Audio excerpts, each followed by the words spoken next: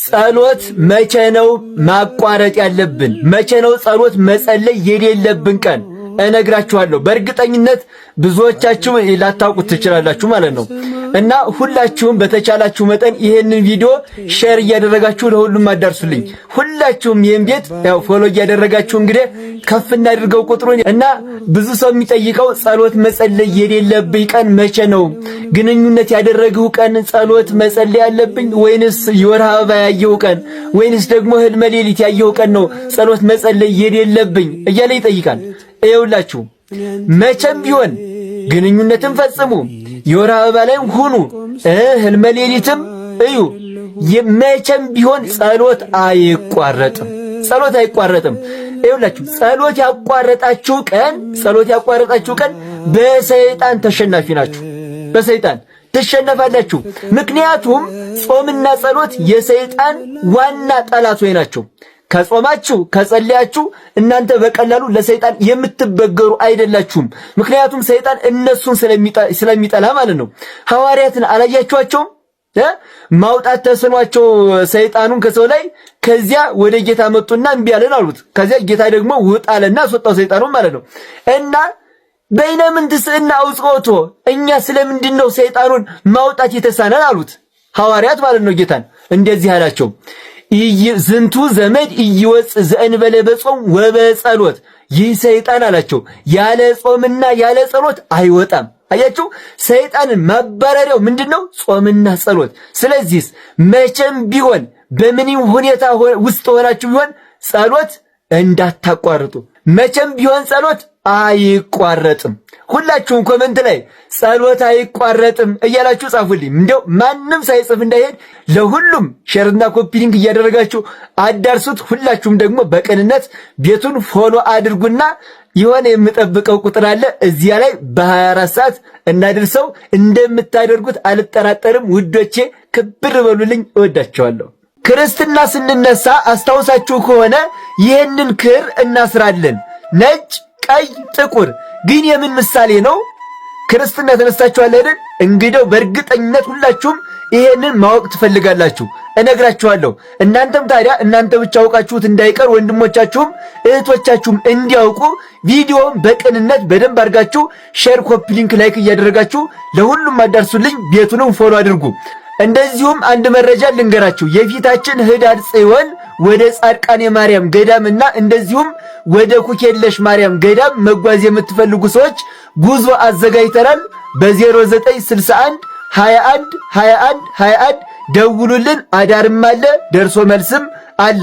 እንደዚሁም ደግሞ ይሄንን መዝሙረ ዳዊት መግዛት የምትፈልጉ ሰዎች በግዕዝም በአማርኛ የሚሆነው ማለት ነው የጉዞ ላይ ይዘንላችሁ እንመጣለን። እዚያ ላይ መግዛት ትችላላችሁ ማለት ነው። እና ይህንን ነጭ፣ ቀይ፣ ጥቁር የምናስረው ለምንድን ነው? ምሳሌው ምንድን ነው ሲባል ነጩ ጌታ ጻዕዳ በመለኮቱ ይባላል። በመለኮቱ ነጭ ይባላል። ጻዕዳ ማለት ነጭ ማለት ነው። በደብረ ታቦርም እንደ በረዶ ነጭ ሆነ አይደል የሚባለው? እና ጻዕዳ በመለኮቱ ይባላል። እንደዚሁም እኔ የዓለም ብርሃን ነኝ እንዳለ የአንተ ማደሪያዎች ነን ስንል ነጩን እናደርጋለን። ቀዩ ደግሞ በዓለም መከራን ትቀበላላችሁ እንደተባለ በዮሐንስ ወንጌል ምዕራፍ 16 ላይ ማለት ነው። ስለ ስምህ ደማችንን እናፈሳለን የማለታችን ምሳሌ ነው ቀዩ ማለት ነው። ጥቁሩ ደግሞ መስቀሉን ተሸክሞ የማይከተለኝ ለኔ ሊሆን አይገባም እንዳለ በወንጌል የምንቀበለው ያ መስቀል መከራ ነው። እናም የምንቀበለው መከራ ጽኑ ነው። በትዕግስት እናልፈዋለን እንጂ ጽኑ መከራን እንቀበላለን የማለታችን ምሳሌ ነው ጥቁሩ ማለት ነው። እና በእነዚህ ምሳሌዎች ነጭ፣ ቀይ፣ ጥቁር ማህተብ ክርስትና ስንነሳ ይታሰርልናል ማለት ነው። ተዋህዶ ድንቅ ናት እያላችሁ ኮሜንት ላይ ሁላችሁም ጻፉልኝ። ይሄንን ቪዲዮ በደንብ አድርጋችሁ ሼር፣ ኮፒ ሊንክ፣ ላይክ እያደረጋችሁ ለሁሉም አዳርሱልኝ። ሁላችሁም የመደመር ምልክቷን እየተጫናችሁ ፎሎ ማድረግ እንዳትረሱ። እወዳችኋለሁ። ክብር በሉልኝ። ኦሮሞ ብዙ ስድብ አይችልም ማና ባኬቲ ምናምን ብቻ ነበር ድሮ የሚችለው። አሁን ግን የትግራይ ነፃ አውጪዎች አስተምረውት ዳብታራ ይላል። እንደገና ደግሞ ሀያ ይላል።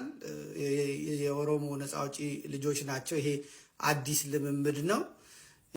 ምኒልክ ሳፋሪ ይላል። ፋኖ ፋንዶ ይላል።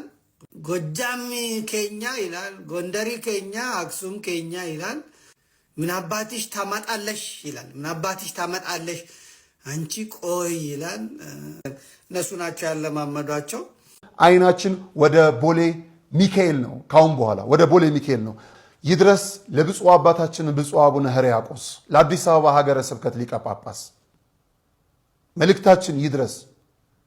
ብዙ ሸክም አለቦት፣ ብዙ ጉዶችን እያጸዱ ነው ብፁዕ አባታችን። አሁን ደግሞ በአዲስ አበባ ላይ የገነገነ ቡድን አለ ሲፎክር የነበረ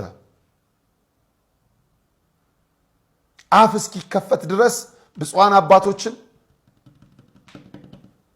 አንዱ ስር ተደብቆ አንዱን አሞግሶ ከዓመት በፊት የተደረጉ ስብሰባዎችን ከዚህ በፊት እያወጣን እናገራለን። ብፁዕ አባታችን የወሮበሎችን ቡድን ያፍርሱት፣ ከጎኖት ነን። እርሶስ ባይደርሱበትና ዝም ቢሉ እንኳን እኛ ዝም አንልም። ካሁን በኋላ እንመጣለን። ትኩረት ለቦሌ ሚካኤል። በብዙ መልኩ የቦሌ ሚካኤል ወጣቶችን እዚህ ይዘን መተን በቤተ ክርስቲያን ውስጥ እየተደረጉ ያሉ ሸፍጦችን ይዘን መጣለን። በምንም ተአምር ቤቱ ሲደፈር ዝም የሚል ምእመን ካሁን በኋላ አይኖርም። በአባትነት ቦታ ላይ ያሉ የአባትነት ክብርን ካልመጠናቸው፣ በጸሐፊነት ቦታ ላይ ያሉ የሚቆረጥላቸው ደሞዝን ካልበሉ ምእመኑ በራሱ ውሳኔ የሚወስንበት ጊዜ ላይ ደርሷል። አስቸግርም። ይሄ ቀላል ጉዳይ ነው። በእንደነዚህ አይነት ወረበላዎች ቤተክርስቲያን አትታመስም። ማህበር መስርተው በይፋ ገንዘብ እያዋጡ ነው። ጸሐፊዎችና አስተዳዳሪዎች ማህበር አላቸው። እናጋልጠዋለን። በቅርቡ በትንትኑን ካላወጣ ነው ይቺ ባቄላ ካደረች አትቆረጠምም ነው። ልጆቻቸውን እያሳደዱ ነው ያሉት። መጽሐፍ ቅዱስ ላይ ከኃጢአት ራቁ የሚል ጥቅስ የለም። ሾሚ አንድ ጥቅስ አታገኙ። ለምን? ክርስትና ከኃጢአት መራቅ አይደለም፣ በእግዚአብሔር መያዝ ነው። ምክንያቱም መራቅ የሚባል ህይወት የለም። ለሌላ ነገር ስትሆኑ ለሌላው ነገር አትሆኑ። እንደተመለከታችሁት ምን እያለን ነው መምህሩ? የፕሮቴስታንት መምህር ነው ሲያስተምር፣ ክርስትና ከኃጢአት መራቅ አይደለም በእግዚአብሔር ላይ መጣበቅ ነው፣ ወይም ደግሞ በእግዚአብሔር መያዝ ነው አለ። አሁን በእግዚአብሔር መያዝ ነው ክርስትና፣ ትክክል ነው። በእግዚአብሔር መያዝ የክርስቶስ መሆን፣ አዳማዊ ወይም ፍጥረታዊ የሆነውን ማንነታችንን ጥለን የኃጢአት ስጋችንን አራግፈን ክርስቶስን ለብሰን ክርስቶሳዊ መሆን ነው ክርስትና። ትክክል ነው። ይሄ ክርስትና ይሄ ነው። ግን ደግሞ ከኃጢአት መራቅ አይደለም የሚለው እንዴት ቢረዳው ነው? ክርስትና ከኃጢአት መራቅ ነው። ከኃጢአት መራቅ አይደለም ብሎ የተረጎመው እንዴት እንደሆነ አልገባኝ። ምክንያቱም ለምሳሌ ጳውሎስ በሁለተኛ ጢሞቴዎስ መልእክቱ ላይ ምዕራፍ 3 እንደዚህ ብሎ ይናገራል። ምን አለ?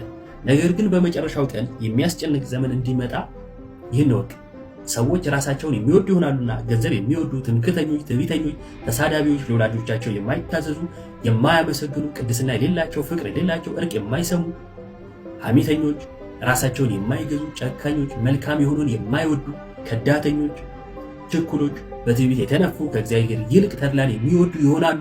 የአምልኮ መልክ አላቸው፣ ኃይሉን ግን ክደዋል። ከእነዚህ ደግሞ ራቅ። አይደለም ከኃጢአቱ እንዲህ ከሚያደርጉት ራቅ ነው የሚለው ክርስትና። ምክንያቱስ አንተንም ወደዛ ኃጢአታቸው ይስቡሃል፣ መሰናክል ሆኖ ይወስዱሃል። ስለዚህ አይደለም ከኃጢአቱ ይቅርና ከነዚህም ትርቃለህ፣ ይህን ከሚያደርጉ ራሱ ትርቃለህ የሚለው መጽሐፍ ቅዱስ። ደግሞ ኃጢአት አታድርግ እንጂ ከኃጢአት መራቅ አይደለም ክርስትና የሚል ትምህርት የለም። ክርስትና ከኃጢአት መራቅ ነው።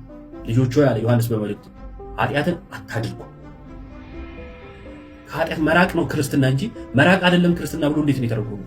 ማንም ኃጢአትን ቢያደርግ ግን አለ ነፃ ፈቃድ አለና ክርስትና ነፃ ፈቃድን ነፍጎ ልክ እንደ ሮቦት መሆን ማለት አይደለም። ሰውነታችን ቀርቶ በራሳችን በህሊናችን መርመረን መልካሙን ደጉን አይተን ክፉን አይተን ከዛን ደጉን መርጠን ወይም ክፉን መርጠን የምንሄድበት ህሊናችን ተነፍጎ ነፃ ፈቃዳችንን አጥተን የምንኖርበት ህይወት አይደለም ክርስትና አይደለም። ለዛ ነው አድኖ ሞቶልን ሲያበቃ ልጆች ሆይ ብትወዱ እያለ ይሄ ፍቃዳችንን ያጠየቀ ድህነትን ይሰጠን ማለት ነው። ብትወዱ ትእዛዜን ጠብቆ ነፃ ፍቃድ አለን ማለት ነው። ስለዚህ ክርስትና ይሄ ነው። ልጆቹ ኃጢአት አታድርጉ ነው የተባልነው። የሌለው የኃጢአት ትንሽ የለው። መርዝ ከሆነ ይገላል፣ ኃጢአት ከሆነም ይገላል። ስለዚህ ውሸትን ሰው ዛሬ አቅሎታል። ኃጢአት የሚመስለው ወይ መግደል ወይ ዝሙት ብቻ ነው የሚመስለው፣ ወይ መስረቅ ነው። መዋሸት ትልቅ ኃጢአት ነው። እግዚአብሔር እውነት ነው። አትዋሹ፣ እውነተኛ ሁኑ። የሌላችሁን አለኝ አትብሉ፣ ያላችሁን የለኝም አትበሉ። ሐሰት የክደት ሁሉ ራስ ነው፣ የኃጢአት የበላይ ነው። እንወር ብለን መዋሸት ነገ ለሚታሰር አንደበት፣ አንዳንዱ ገንዘብ ብሎ አንዳንዱ ፈርቶ፣ ነገ ግን እንታሰራለን። በመኮንነ ጽድቅ በኢየሱስ ክርስቶስ ፊት እንቆማለን። ያን ጊዜ እሱ ምስክር አያሻውም። ራሱ ኃጢአታችን አስጥቶ ይመለከተዋል። የሌላችሁን አለኝ አትበሉ። ሰው ጋር ለመኖር ብላችሁ ቁና ሳይኖር አለኝ አትበል፣ ውሸት ነው። ሴቱም ድንግልና ሳይኖራችሁ ነኝ ብላችሁ በተክሊል አታው። አንታረቅ የታረቅን ምስለን ማስቀደስ ውሸት ነው። ይሄ ቂማችሁን ተው፣ ሕፃን ሁኑ፣ ቂም ተው፣ ቂም አይኖርባችሁ። ቂም በሰው ልብ ውስጥ ተቀምጦ የሰውን ሕይወት የሚበላ ትል ነው ይላል። ቂመኛ ሰው ሰላም የለው። ራሱን ትል የቆሰነት አካል እንደሚበላ የሰውን ሕሊና የሚበላ በውስጥ የተቀበረ አውሬ ቂም ነው። እንቅልፍ የሚያሳጣ ሰውን ባየነው ቁጥር አይምሯችን እንዲደማ የሚያደርግ ምንድነው? ቂም ነው።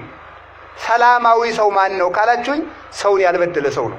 በሰው ቂም የማይቋጥ እንዴት ብዬ ቂም ይጥፋልኝ? የበደለኝ የበደለች ብዙ ነው። እግዚአብሔር ለአንተ ስንት ነገር ትቶልሃል ነው መልሱ። እግዚአብሔር የ30 ዓመት በደል ከተወልህ አንተ የአንድ ቀን የሁለት ቀን የሶስት ቀን የእህትህን የወንድምህን በደል ለምን አትተውም?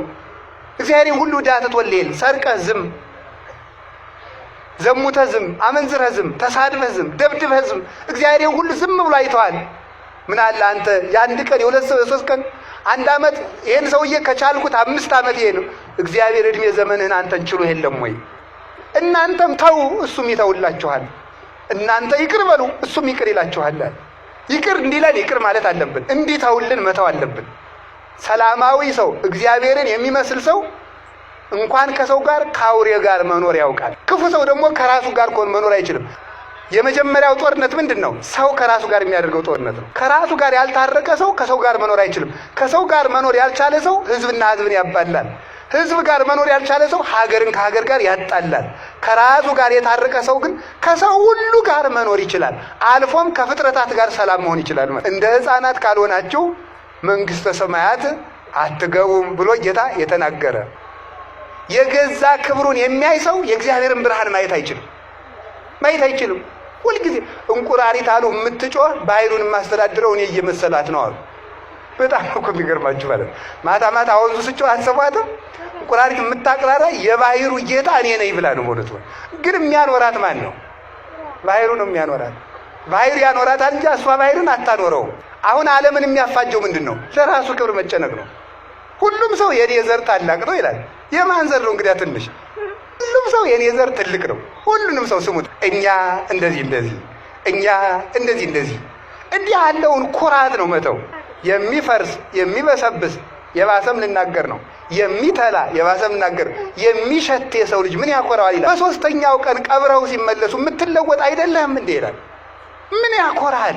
ሊቅ ብትሆን የፊደሉ መምህር ይበልጣል። ፊደል አስተምሮሃል። ፊደልን ያላወቅበት ጊዜ ነበር። ስለዚህ የፊደል መምህር ይበልጣል። ኃይል ቢኖርህ ኃይል የሰጠ እግዚአብሔር ነው የሚመሰገነው። ብትሰጥ እግዚአብሔር የሰጠህን ነው። ብትናገር እግዚአብሔር ያናገረህን ነው። ያን እየኮራን ነው መኖር ያቃተን። ራሱ የሚመካ ሰው ፈጥኖ ይወድቃል። በስልጣኑ ቢመካ በሁሉ ቢመካ። ቴዎድሮስ እግዚአብሔር ምን ያደርጋል የሚል ጥያቄ አንድ ተማሪ እኔ ወንበር ልሁን ሰው ቁሞ ይጠይቁ አላቸው። ወንበራቸው ተቀመጠና እግዚአብሔር እንዲህ ያደርጋል አላቸው። እሰውን አስለቅቆ ሌላ ሰው ይሾማል ማለት ነው። እግዚአብሔር እንዲህ ያደርጋል። ዙሮ ማየት። ሰው ሲሾም ያልተሾመ ሰው እንደነበረ ይረሳዋል። አመድ እንደነበረ ይረሳዋል። እናቱ ስንት ነገር አድርጋ እንዳሳደገችው ይረሳዋል። ይህንን ቤት ያደረገው የተፈጨ አሸዋ ተጠራቅሞ እኛ የቆምነው ህብረት ስላለንና እግዚአብሔር ብናኝ የነበርነውን አፈር አጠራቅሞ ስለሰራን ነው። እግዚአብሔር ስላቆመን ነው እንጂ በራሳችን የቆምነው ነገር የለም። ተመልከቱ፣ አንድ ጠጠር መቀነስ ብንጀምር ቤቱ መናድ ይጀምራል። እንደ አውራ ዶሮ ዝም ብሎ መኩራት። የሚኮራ ሰው ዶሮ ነው፣ እግዚአብሔራዊ አይደለም፣ ሰው አይደለም። እውነት እንኳን ቢሆን የሰይጣን ምስክርነት አይደመጥም።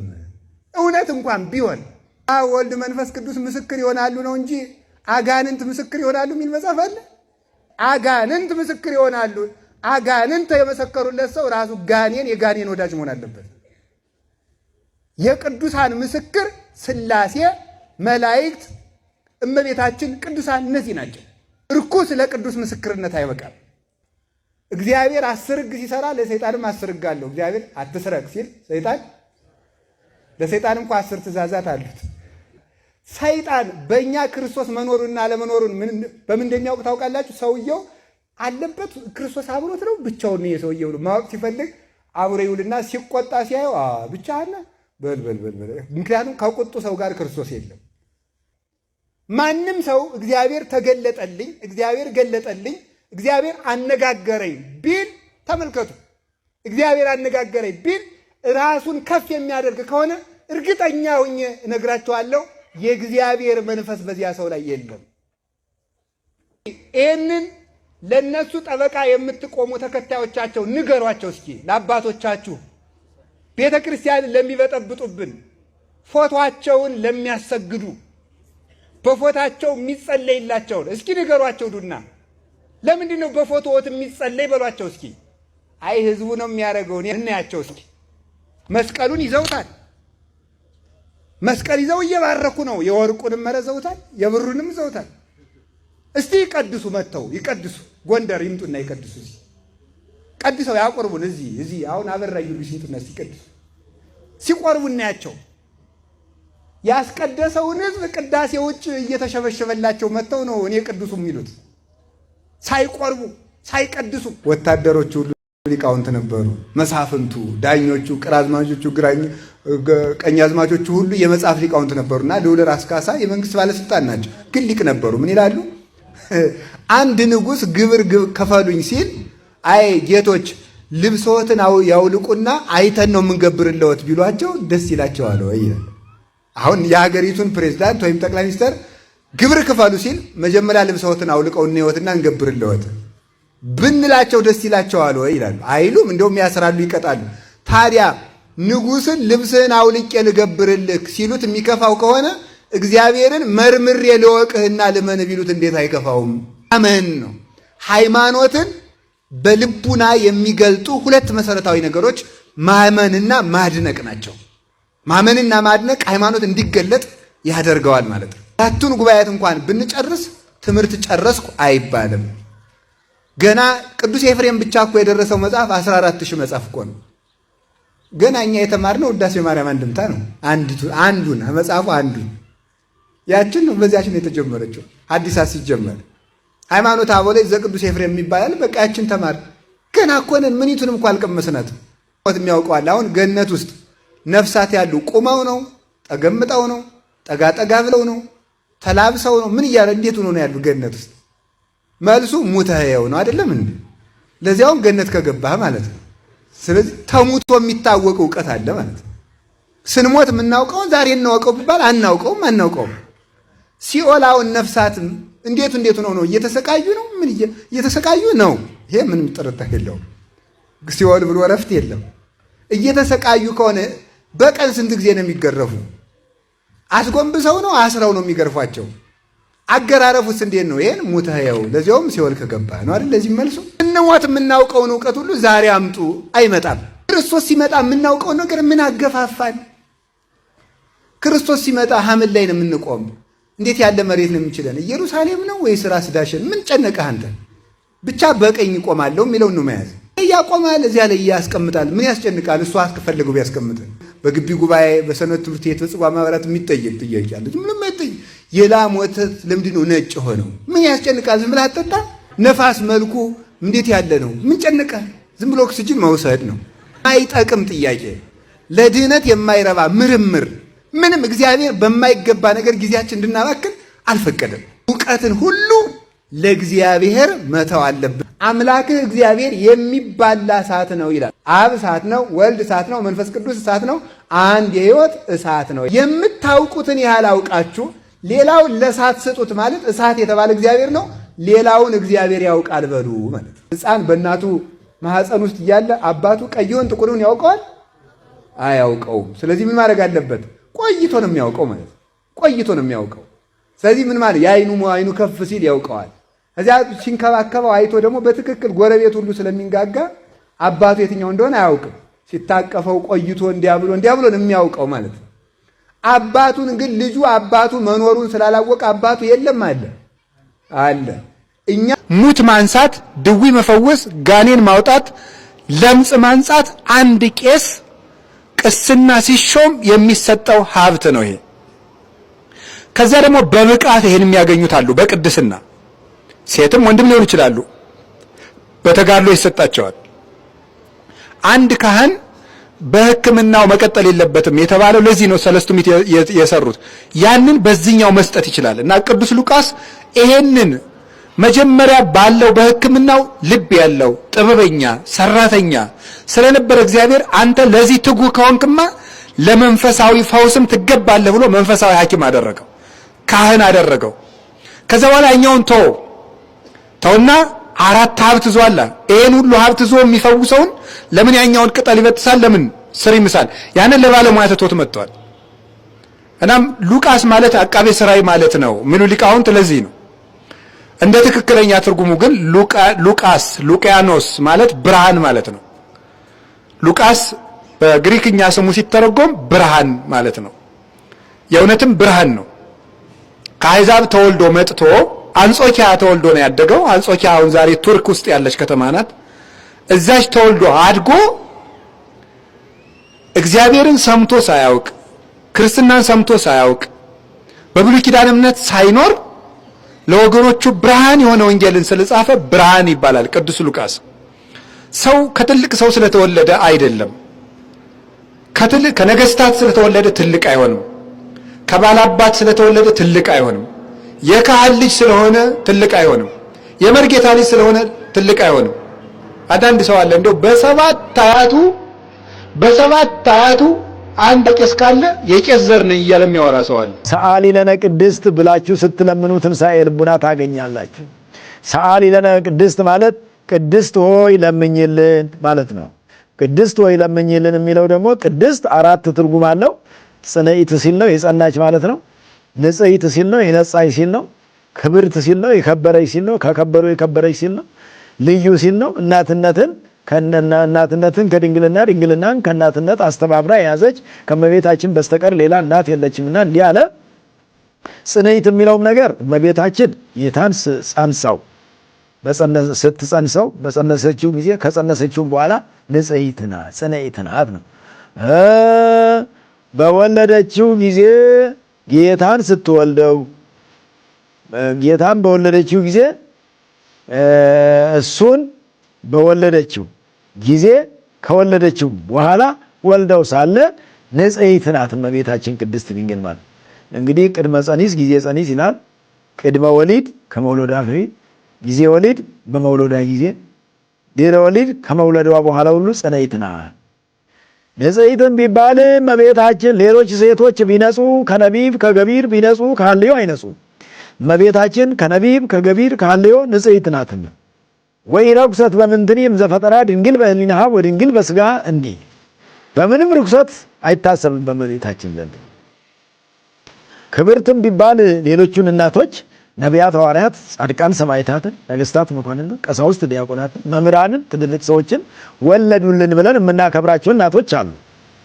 እመቤታችንን ግን ትልቅ ሰው ወለደችልን ብለን ሳይሆን አምላክን ወለደችልን ብለን ወላዲተ አምላክ ብለን ልዩም አለ እናትነት ከድንግልና ድንግልና ከእናትነት አስተባብራ ይዛ የተገኘች ከእመቤታችን በስተቀር ድንግልናና እናትነትን ያስተባበረች ሴት ሌላ ማንም የለችም። ወደዚህ ስትመጣ ጠንቋይ ቤት እንሂድ ነው ያሏት። አይገርምም? ጠንቋይ ቤት እኮ ይሄ ጠንቋይ ቤት ነው ብለው ነው ያመጧት። ይሄማ ጠንቋይ ቤት ነው። ኦሬዲ ጠንቋይ ቤት ነው። ጠንቋይ ቤት ነው።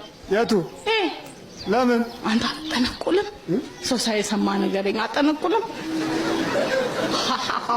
ድዳሙላ ምንድን ነው መጠንቆል ማለት? መጠንቆል ነው። አሁን አንተ የተያዝከው በጥንቁልና ነው። ኔቨር በላው። ሰላም የተወደዳችሁ ኦርቶዶክሳውያን ቤተሰቦች እንደምን ሰነበታችሁልኝ? አካውንት ሰሞኑን በጣም ሪፖርት ተደርጓልና የምሰራው ቪዲዮ ብዙዎች ጋር እየደረሰ አይደለም። የቻላችሁትን ያህል ኮፒ ሊንክ ሼር በማድረግ ለብዙ ኦርቶዶክሳውያን እንድታደርሱልኝ በእግዚአብሔር ስም እጠይቃለሁ። እንግዲህ ቪዲዮውን እንዳሳየዋችሁ አጋንንት እየለፈለፈ መምህር ግርማ ደግሞ እያስለፈለፉት ያለ ቪዲዮ ነው ያሳየዋችሁ። ለዚህ እኮ ነው አጋንንትን አውደ ምሕረት ላይ ማስለፍለፍ ተገቢ አይደለም፣ መጽሐፍ ቅዱሳዊ አይደለም። ምክንያቱም አጋንንት እውነት ስለማይናገሩ ውሸተኞች ስለሆኑ እነሱን ማስለፍለፍ ተገቢ አይደለም። ዝም ብለህ ውጣ ነው የሚባለው ብለን ስናስተምር ብዙዎቻችሁ ደብተራዎች፣ ጠንቋዮች ምናምን ትሳደባላችሁ። ዛሬ ባሳየዋችሁ ቪዲዮ ላይ ግን ጠንቋይ ቤት እንሂድ ተባልኩ፣ እርሰው ጋር መጣው፣ እርሰውም ጠንቋይ ነዎት፣ በትክክል ጠንቋይ ነዎት እያለ ነው ያለው። ስለዚህ እውነቱን ነው። መምህር ግርማ ጠንቋይ ናቸው እንደ ጋኔኑ አነጋገር። እንደውም እኮ ሰው ሳይሰማን እስኪ እርሰው ጠንቋይ አይደሉም እስኪ በጆሮ ይንገሩኝ እያለ ሁላ ነበር ማለት ነው።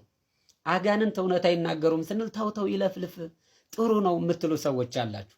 ክርስቶስም ራሱ አጋንንት እንዲለፈልፉ እንዲቀባጠሩ አልፈቀደላቸውም። በሉቃስ ወንጌል ምዕራፍ 4 ቁጥር 41ን ተመልከቱ። ክርስቶስም እንደሆነ አውቀው ነበርና እንዲናገሩ አልፈቀደላቸውም ይላል ማለት ነው። መጽሐፍ ቅዱስ እኮ ነው እንደዚያ የሚለው። ምክንያቱም አጋንንት የፈለገ እውነት ቢናገሩ እንኳን ውሸተኞች ስለሆኑ።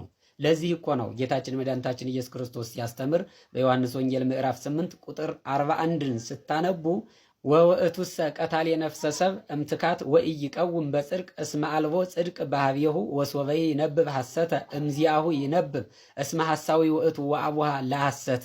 እርሱ ከመጀመሪያ ነፍሰ ገዳይ ነበረ፣ እውነትም በእርሱ ስለሌለ በእውነት አልቆመም። ሐሰትን ሲናገር ከራሱ ይናገራል፣ ሐሰተኛ የሐሰትም አባት ነውና ብሎ ክርስቶስ ራሱ ዲያብሎስ የሐሰት አባት እንደሆነ ሐሰተኛ እንደሆነ እውነትም ከእርሱ ዘንድ እንደማትገኝ ነግሮናል ማለት ነው።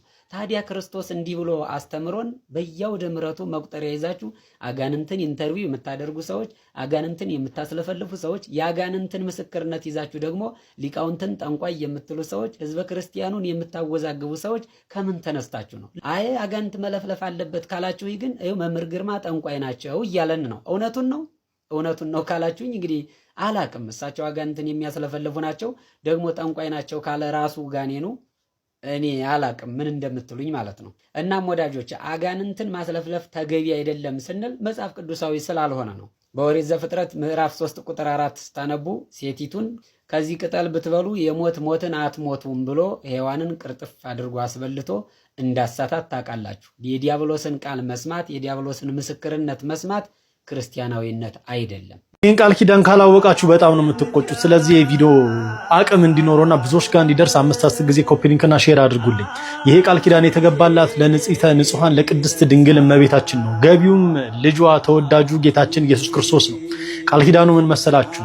5ቱን ሐዘናት እያሰበ አቡነ ዘበሰማያትና በሰላመ ቅዱስ ገብርኤል መልአክ የሚለውን ወይም አባታችን ሆይ የሚለውንና በመልአኩ በቅዱስ ገብርኤል ሰላምታ የሚለውን ጸሎት ያን ሐዘንሽን እያሰበ የጸለየውን ሰው ኃጢአቱን ይቅር እለዋለሁ፣ ባህረ እሳትን አሻግረዋለሁ፣ ከመሞቱ ከ3 ቀን በፊት እገለጽለታለሁ ብሎ የእመቤታችን ቃል ኪዳን የገባላት ትልቅ ጸሎትና በረከት ያለው ቃል ኪዳን ነው። ስለዚህ ምን መሰላችሁ? የእመቤታችን 5ቱ ሐዘናት ምንድናቸው ብላችሁ ከተጨነቃችሁ እነሆ እላችኋለሁ። የመጀመሪያው ስምዖን በቤተ መቅደስ ሕፃኑን አይቶ አይሁድ እንደሚገድሉትና በእመቤታችን ሕይወት ደግሞ ሰይፍ እንደሚያልፍ ትንቢት የተናገረ ጊዜ ነው። ሁለተኛው ደግሞ በ12 ዓመቱ ቤተ መቅደስ ጠፍቶ ለ3 ቀናት ባላገኘችውና ባዘነች ጊዜ ነው። ሶስተኛው ደግሞ እጅና እግሩ ተይዞ በጲላጦስ አደባባይ ለፍርድ በቆመ ጊዜ ነው። በአራተኛው ደግሞ በዕለተ ዓርብ በመስቀል ላይ ልጇ ወዳጇን ኢየሱስ ክርስቶስን በሰቀሉት ጊዜ ነው። አምስተኛ ሐዘኗ ደግሞ ወደ ሐዲስ መቃብር ባወረዱት ጊዜ ነው። እነዚህ 5ቱ የእመቤታችን ሐዘናት ይባላሉ። እነዚህን እያሰብን ከጸለየን ከእመቤታችን ቃል ኪዳን እንሳተፋለን። ወዳችኋለሁ። ፖለቲከኞችን ጉዳይ ተመልከት። እንግዲህ ጌታቸው ረዳ ትላንት ምን ነበር? ትምህርት ቤቶች የተዘጉ ለአብይ ደንተው አይደለም። ትምህርት ቤቶች ወደ ጦር ካምፕነት ተቀየሩ ለአብይ ደንተው አይደለም። ዛሬ ምንድነው ኢትዮጵያ ውስጥ በእውነት ግፍና በደል እየተፈጸመ ህዝብ እየተሰቃየ በትግራይም በአማራም በአፋርም በመላው ኢትዮጵያ በኦሮሚያ ብትል እጅግ ግፍና በደል እየተፈጸመ ነው። ፍርድ ግን ሲሰጥ አይታይም። ለምን? በደል የፈጸመውን ሰው ለመከለል እየተሞከረ ባለበት ለስልጣናቸው ሲሉ ህዝብ እየሞተ እየተሰቃየ፣ ነገር ግን እነሱ ፈጻሚውን እንኳን ለመናገር የማይደፍሩበት ሁኔታ ነው የምንመለከተው። ይሄ አሁን ጌታቸው ረዳ የተናገረው ብቻ ሳይሆን በመላው ሀገራችን ውስጥ እየተፈጸመ ያለው ግፍና በደል ፍትህ እንዳያገኝ ፈጻሚውን የመከለል የመደበቅ ከፍተኛ አጀንዳ ነው እየተፈጸመ ያለው እና ይህንን ቪዲዮ መተርጎምና ማሳየት የፈለኩበት ምክንያት ሁላችንም በትግራይ የተፈጸመው በደልና ግፍ ዛሬም በአማራ ክልል እየተፈጸመ ያለው ግፍና በደል በአማራ ህዝብ ላይ ለአመታትም ሲፈጸም የነበረው ግፍና በደል እንደዚሁ በአፋር በሌላውም ቦታ እየተፈጸመ ያለው የጦር ወንጀል ጄኖሳይድ በሙሉ ተጠያቂነት በሰፈነበት ሁኔታ ግፍና በደል የፈጸሙት ተጠያቂ መሆን አለባቸው። ይሄ መረሳት የለበትም። በእውነት ግን ይሄ ሆዳደርነት ህሊና ቢስነትን ስለሚያመጣ ከሱ ብቻ እግዚአብሔር ይጠብቀን ነው የምለው። ግፍና በደል በመላ ሀገራችን ኢትዮጵያ ውስጥ በሙሉ ይቁም። ጥያቄ መጠየቅ ይገባናል። አመሰግናለሁ። ሰበር መረጃ ተሰምቷል። በእነ ጆን ዳንኤል የክስ መዝገብ ላይ ፍርድ ቤት ዛሬ ውሳኔ ያሳለፈ ሲሆን ኢዲዲያ ነጻነት ወይም ደግሞ ናዮ በድጋሚ ወደ እስር ቤት እንድትመለስና እንድትታሰር ውሳኔ ማሳለፉ እንግዲህ እየተሰማ ነው የሚገኘው። እንደሚታወቀው ኢዲዲያ ነጻነት የጆን ዳንኤል ጋር የፍቅር ግንኙነት የነበራት እንዲሁም ደግሞ እርጉዝ እንደነበረች የሚታወቅ ነገር ነው። እንዲሁም ደግሞ እስር ቤት ውስጥ ልጇንም ወልዳለች። ነገር ግን በተደጋጋሚ የዋስትና መብቷን እንዲከበርላት በመጠየቁ ምክንያት በመጨረሻም አቃቢ ሕግ የዋስትና መብቷን አክብሮላት ማለት ነው ከእስር ቤት መፈታቷ የሚታወስ ነገር ነው። ነገር ግን ጥፋተኛ ሆና በመገኘታቸው ማለት ነው በዛሬው ዕለት በድጋሚ ወደ እስር ቤት እንድትመለስ ፍርድ ቤቱ ውሳኔ ያሳልፏል። ነገር ግን አብራ በክስ ላይ የነበረችው እሌኒ በበቂ ሁኔታ ራሷን በመከላከሏ ምክንያት ከፍርድ ቤቱ በነጻ ተሰናብታለች። ጆን ዳንኤልን ጨምሮ ሌሎች 5 ተከሳሾች ደግሞ ጥፋተኛ ሆነው በመገኘታቸው ማለት ነው ህዳር 18 ቀን ውሳኔ ይተላለፋል። በዚህም ምክንያት አቃቢ ሕግ እንዲሁም ደግሞ የተከሳሾች ጠበቆች መከላከያ እንዲሁም ደግሞ የቅጣት ማቅለያቸውን ይዘው እንዲቀርቡ ፍርድ ቤቱ ውሳኔ ያሳልፎ ለህዳር 18 ቀን የመጨረሻ ውሳኔ እንደሚሰጥ ተነግሯል ማለት ነው። በዚህ ጉዳይ ላይ አዳዲስ ነገሮች ካሉ ይዤላችሁ እመጣለሁ። የመረጃው ባለቤት ዛሀበሻ ነው። በአዳዲስ መረጃዎች እመለሳለሁ። መልካም ምሽት።